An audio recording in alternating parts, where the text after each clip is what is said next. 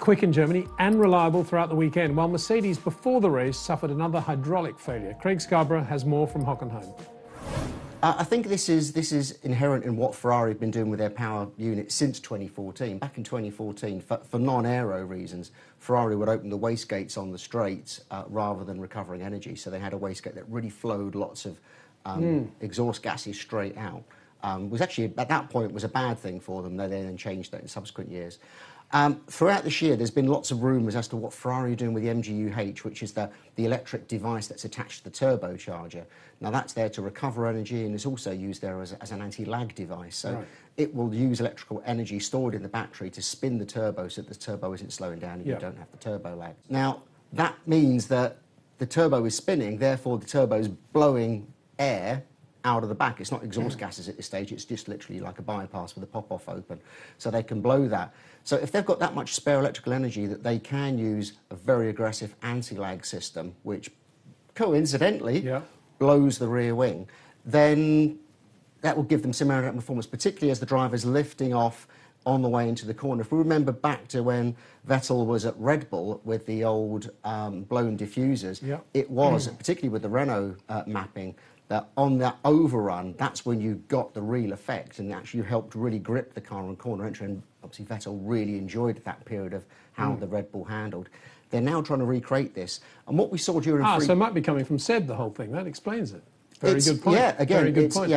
He once they took that system away from the Red Bull, that last year, he didn't cope with the car because he didn't have the grip on corner entry.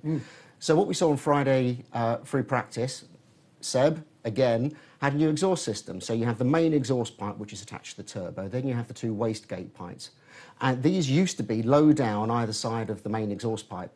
But during free practice, they stacked them vertically, as you can see, above the main exhaust, which puts them in much closer proximity to the rear wing. But it's not just the rear wing, it's this whole... If you could cut a cross-section through the car there, you've got the diffuser, you've got the suspension, you've got aspects around the rear crash structure and the rear wing and the exhaust and any little winglets that they can put in. It's a big cascade, and they're trying to create upwash with everything.